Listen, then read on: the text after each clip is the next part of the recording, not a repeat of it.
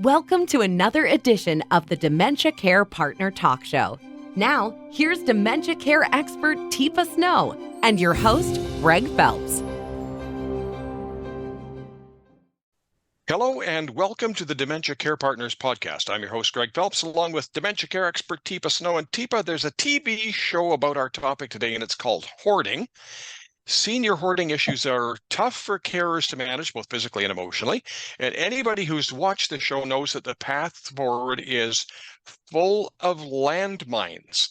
Hoarding can be dangerous because of some safety hazards, blocked emergency exits, emergency or extremely unsanitary living conditions. I trust you've been dragged into some of these situations. Are there things we can do, things that warn us? Where do we go with this? Yeah, so classically what happens is we ignore the symptoms of increasing stress and distress in an individual, an increasing need to have privacy and have people not know what's going on behind a door, and collecting, hunting, collecting, keeping, collecting, and we don't dispose of anything. So lack of sorting is stacking and piling and being concerned about getting rid of things. There might be something of value in there. No, people don't see that as valuable. I do see the value of it. I need things, I need stuff. People are not reliable. So I've got to have it just in case. And so what happens is we miss the early signs that somebody is transitioning maybe from a collector, a person who collects valuable things, to people who are seeing something, needing that something, and getting that something, and maybe not even taking it out of the bag.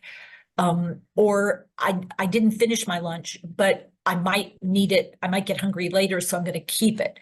But because of my brain changes, I don't put it back in the refrigerator. I put it in the cabinet. And then when I find it, what would you do if you found 3-day-old tuna salad in your refrigerator? Well, or in your cabinet, in the cabinet? What would you do? I think it would be in the garbage immediately. Yeah. Well, how would you find it? Probably the smell. The smell. And so what we also miss is that people's sense of safety when it comes to smells is eliminated, and their visual regard for things that are unsafe, they're starting to limit how much they notice at a time. And so what ends up happening is pathways through stuff and so what's one of the riskiest things you can do? You ready, Greg? Greg, what in the world? Oh my God, what are you doing? Greg, this is a rat hole. Oh, jeez. How many cats have you got here? So you've immediately put me on the defensive, and I ain't fun when I'm on the defensive. And been on the receiving end of that a couple of times from people, and it's just not really pleasant, is it? So if the next thing I say is we've got to clean this place up, what's your immediate gut reaction to we need to clean this place up? Well, I think the we would get her butt kicked out the door, and so the shutdown, the defensive mechanism. Why does a defensive mechanism kick in? Well, because what I did was threatening to you as you. I just said, Greg, there's something wrong with you. How dare you let this place get this way? I think I'm the boss of you, and I'm acting as though I know something you missed. And it's like, look at this. What is this? Tuna salad? How could you have? And without seeming to my distress, because I felt threatened for your well-being, and I started assuming a responsibility and a role that you haven't given me. I didn't get permission. So one of our first skills that we try to teach people is, first of all, maybe try some Vicks Vapo Rub or something under your nose so that when you walk in, you're aware that somebody is missing a potent smell. And those smells could be anything from urine or feces, like cat litter boxes that aren't getting changed, the number of cats or animals in the area, the trash, the spoiled food. You might even notice aromas of other things that you're like, yikes, what in the world? But when you feel and think that, you have to be able to go, wow, Greg, wow, you have got stuff like I've never seen. Wow, you have been busy. So is wow the best thing to say? That's to yourself, not to them, isn't it? Well, no, I want to say wow out loud because that's an acknowledgement. I just got surprised and I want to pause because if I try to do anything else without a pause and breathing out and getting oxygen in my lungs, I'm invariably going to go to the other side of the street. And so it is essential that I pause myself and I go, Greg, wow, wow, you have been super busy. Look at you, man. Hey, Greg, now I notice over here you've got this stuff. Tell me about that. Is that Well, that something you've collected? I keep those newspapers because I might run. I'm going to pack some stuff up, and I might run out of stuff for packing. So I got those Oh, newspapers there, and you just leave them alone. You don't yes, touch sir. anything. So, okay, so now I get it. So you collected those because you might need to pack things up and you don't want them to break. And so you have the newspapers so you can fill it in. Yeah. Wow. That's how high do you think that is? That's a lot of newspapers you've collected there.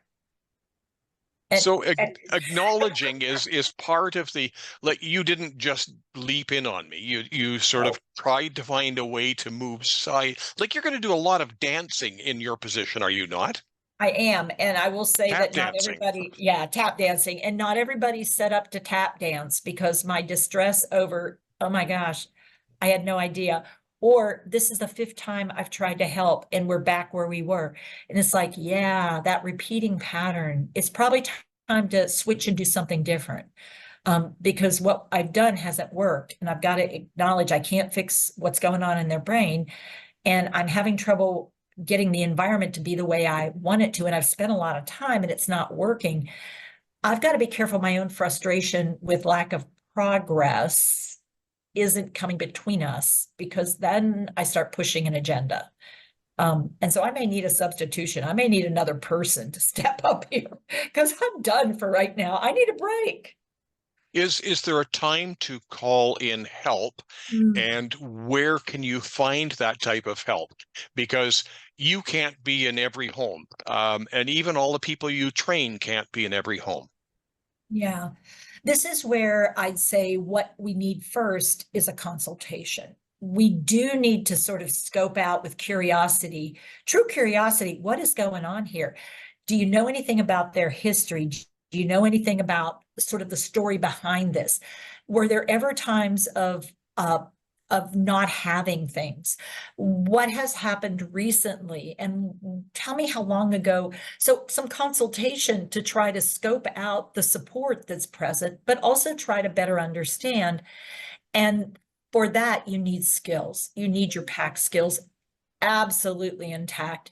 And then we need to build a team where everybody has a role. And it could be that I'm the only one that stands up to everybody and says, hey, Greg, I know you like newspapers, but like if we don't do something about this, I'm really concerned that the authority, that guy where you got this notice that came in, I don't know if you saw this or not. They said if we don't do something, they're going to come in and do something. And I don't want other people in your space. I know that bothers you. What if we try moving some of these to a safer place where you have them, we're not getting rid of them, but we're just going to shift them out of here so it's not such a high stack. Like 5 feet is pretty high for newspapers, I think. So I hear you say that we need some skills. Now, is there anybody I can talk to? Do you have, is there a specialist in this, or is this sort of general knowledge? I would say it's not general knowledge. You can certainly look for hoarding task forces because they are starting to spring up, but I'd be real cautious about how they handle things on the TV. Because with someone living with the brain changes of dementia, I don't know that watching people tear my spaces and places and stuff apart is going to go well. So I would recommend info at Teepa Snow, consults at Teepa Snow, call us on our 800 number, put it in chat, get connected, and let's start exploring the options before we move forward. Because I'm sure you've probably already tried something that didn't work by the time you asked the question. Deepa, thank you very much. Thank you, Greg. You've been listening to the Dementia Care Partners podcast, brought to you by Positive Approach to Care. For more information, go to teepasnow.com.